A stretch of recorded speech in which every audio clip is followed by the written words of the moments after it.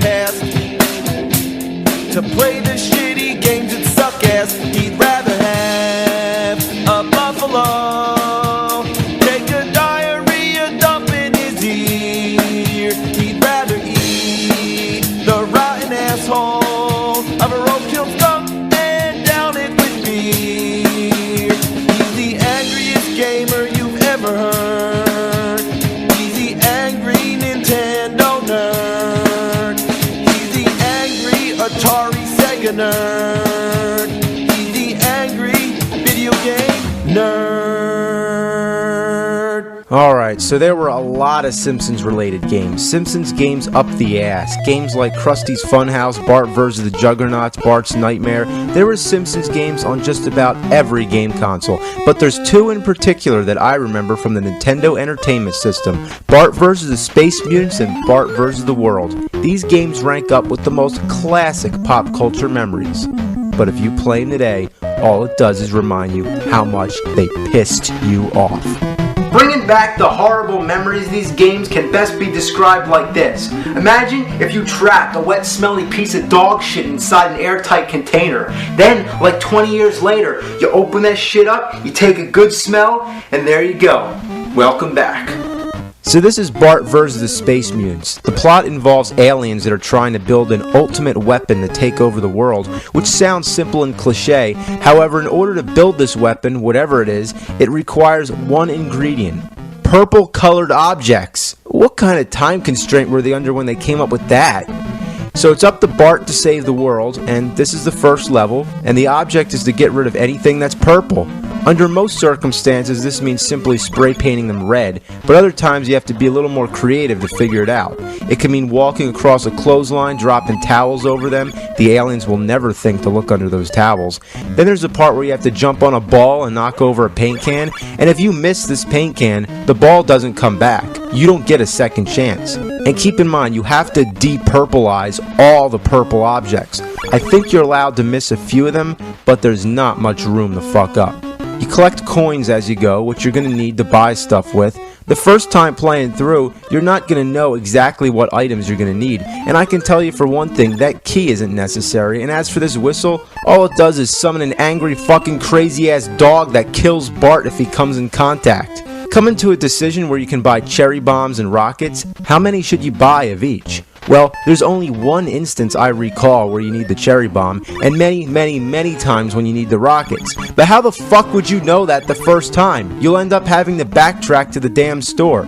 Trying to hit the bird is just ridiculous. Your accuracy has to be perfect. Fuck! Oh god, I can't believe that missed. There you go, you fuck! These vases are also a pain in the ass. They're too short to spray when you're on the ledge, so you gotta just keep jumping and spraying. And you know, why is the Simpsons theme song still playing? It's good for the beginning, but when you have to listen to it for 10 straight minutes, what a shitload of fuck. Let's talk about the enemies. It sucks butt that you can't really kill anything, but lucky for you, they got nothing better to do than just bounce around in little patterns on the streets of Springfield all day. I also wonder why none of these aliens look anything like the ones in the beginning. Anyway, some of them disguise themselves as human beings, and you can only see them while wearing X-ray glasses, kind of like the movie They Live. These are the only ones that you can kill by jumping on their heads, but if it's not an alien, just a regular human being, then you take a hit. 2 hits and you're dead, by the way. So you always got to make sure to have your glasses selected. Come on, glasses, come on, glasses, come on, go. Ah, fuck farts. Sometimes I just jump on them out of pure gamble because I don't feel like selecting the glasses. You don't need to kill them anyway, but they leave behind letters. Collect them all to spell Maggie, then she'll help you during the boss battle. But besides, it's strangely satisfying to jump on those aliens' heads. After all, don't you wish you could just go around killing aliens, not making purple things not purple? Why not just fucking shit all over and make everything brown? So you foil the aliens' plans because now there's nothing purple in existence. So what do? They change the ingredient to hats. So if it can just switch like that into anything, why not make it something like grass or water or something that's really easy to find? It just makes no sense. So you're going through the mall, stealing all the hats because this is the only mall that has hats. Whether they're floating in the air or you gotta grab them off somebody's head, the concept is pretty simple compared to the first level. No ingenuity, just collect hats. The imagination employed is just astounding in how inconsistent it is. It's like a different person designed each level. It's also really funny that people just casually walk by. If I was walking through the mall and I saw giant bouncing donuts and killer marshmallows, walking shoes and spring jumping shoes, moonwalking shoes, paper bags with legs, paper bags with scary fucking heads, and killer towels, I think I'd shit my pants. Shit would come out of my ass. Another thing really fucked up about this mall is that a lot of the floor is covered in cement, which results in instant death. The only way to get through this shit is master some of the worst controls in video game history. This should have been the first thing I commented on, but now is the point where it's really a problem. Eat my shorts. Looking back at the first level, it takes a lot of practice to make some of those jumps. Jump and run are both the same button. The A button jumps and holding the A button runs. Why the same fucking button? What were they thinking? So trying to execute a running jump is not possible. By hitting both the A and B button at the same time, you do a super jump. Getting used to this is required in this game. Fuck! Here we go. Gotta get the hat. Get the hat. No! Eat my shorts. Now I'm jumping across lollipops. Gotta land on them when they're horizontal. You motherfucker! I went right through it. Alright, just one big jump. Eat my fucking shorts! There's no continues in this game either. If you get hit twice, you're dead. Die 3 times and the game's over. You can get some 1-ups, but no continues. As if it's not challenging enough.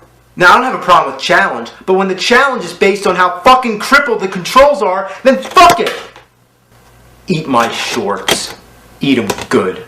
Right after I took a shitty diarrhea dump. So this is Bart versus the world. The title always confused me. Bart saved the world from the space mutants. Now he's against the world? The plot is basically Bart won a trip around the world by drawing some shitty picture of Krusty the Clown for an art contest. Now Mr. Burns wants the Simpsons wiped off the face of the earth, so he calls help from his relatives, which happen to descend from places like China, Egypt, and the North Pole. Your basic goal is just to get to the end of each stage without dying. There's also bonus games along the way. And here we got a memory game to match the cards. I liked it when it was in Super Mario 3, but here I just don't feel like memorizing shit. I'd rather put sticky notes all over the screen. Then you got guess which igloo the Krusty head's under. Then you have a puzzle game which drives me insane. Then you got a Simpsons trivia game. Then you got dodge the beer and get the Krusty heads. Krusty heads are good, beer is bad. Makes a whole lot of sense. Then you got the stupidest fucking game in the history of games. Find the bat in the coffins. Now, this isn't like the igloo game where you see which igloo it is and then they move around. No, this is just 3 coffins sitting here and you gotta pick the right one. It's just pure luck. And every time you get the wrong coffin, this green arm comes out and you just gotta wait while nothing happens. It's not like Bart's even struggling. You just wait. So that's the bonus stages. Now that I got those out of the way, let's talk about the actual gameplay. Every level consists of 2 or more sections. The first level's China, and this is the first section, a boat. First thing you'll notice is that the control is the same as Bart vs. Space Mutants. Nothing's improved. Even the graphics are still funny, like when Bart's nose disappears when he stands still. So I'm just going around this ship, trying to figure out where to go. Oh look, there's Maggie. And what do I do here? Okay, a boat comes and explodes? I don't get it. Now, where do I go? I'm stuck here. Maggie, can you help? No? Well, suck my ass. Guess I'm just gonna commit suicide. Love how Bart doesn't even give a shit. He's pretty depressed. I'd be too. The next section's the Great Wall of China. What really brings my piss to a boil is that fucking dragon. Fuck! And the fact that you have to be so accurate to get through that damn doorway. Oh, and these ramps? Fuck them. Fuck them to hell. You gotta be going fast to go over them, but you always seem to hit something that slows you down, so you gotta go back just to regain your speed. Fuck! Fuck! So then you got Fu Manchu Burns. He's pretty easy. Moving on to the next level, the North Pole. Of course, unless your jumping is dead on, you'll end up falling right through the platforms. Ugh, going up these things is just tedious as all hell. Like, goddamn. These glaciers are the worst. To make them move, you gotta jump on them, of course. Getting across them is a bitch, and trying to avoid the birds is a mother bitch. Fuck. Alright, here we go. Damn! Fuck! The boss battles with the abominable Snowburns, obviously a takeoff of the abominable Snowman, which isn't from the North Pole. Next up is Egypt. Follow the blocks, shit. Look, what a piece of shit. At the end you got Ramses Burns, who's also pretty easy when you find out how to kill him. Now, believe it or not, you're in the final level of the game, Hollywood. The first section's a pirate ship. Your worst enemy is going to be the cannonballs. Hate these fucking things. Then you got a horror movie set. I have to say, that's pretty funny. Then the game turns into a maze. Like you go into a coffin, you come out another coffin, you pick a coffin, next coffin, other coffin. Oh, been there already. Going through the coffins, back here again, going to the next coffin, the coffins. Fuck! I hate this shit. Just tell me where to go. Okay, now we got like a million platforms to jump on. This is one of the most boring and difficult parts of any game I've ever played. You go from the left, all the way to the right, then up and over to the left again, then back to the right, and it goes on and on and on and on. If you fall, you're dead, and you gotta start all the way back from the beginning. It's possible that if you miss a jump, you can land back on one of the platforms, which sucks anyway because you have to work your way back up again, but at least it prevents death. Oh, shit. God, bitch ass shit. God! You know, they got really carried away with this. How long can it possibly go? The first time, I thought there was a glitch in the game, like something was wrong. It looks like the same pattern being repeated again and again. The background never changes, it's just those putrid stone bricks all the way up. So it's hard to tell how far you got. All you gotta do is just keep going up, up, up, up. Have fucking mercy. At least this is the end of the game. All you got left is Eric Von Burns. He's probably the hardest of all the bosses, which is rightfully so. Then you get the end screen which says, "It's too bad you didn't find all the unique Krusty items. We had a special surprise for you." It's like at the end of Bubble Bobble when you don't get the correct happy ending. It's like, you know, fuck you. I beat the game. I don't give a shit. I just wanted to point out that for a game titled Bart vs. the World, there really isn't a lot of the world in the game. No shit, right? Just Egypt, China, the North Pole, and Hollywood? Pretty fucking educational, right? When I was 11 years old, my whole world was video games. Just locked in my room playing Bart vs. the Space Mutants and all this crap. I mean, I wasted all my time on this shit. I want it back. It ruined my life.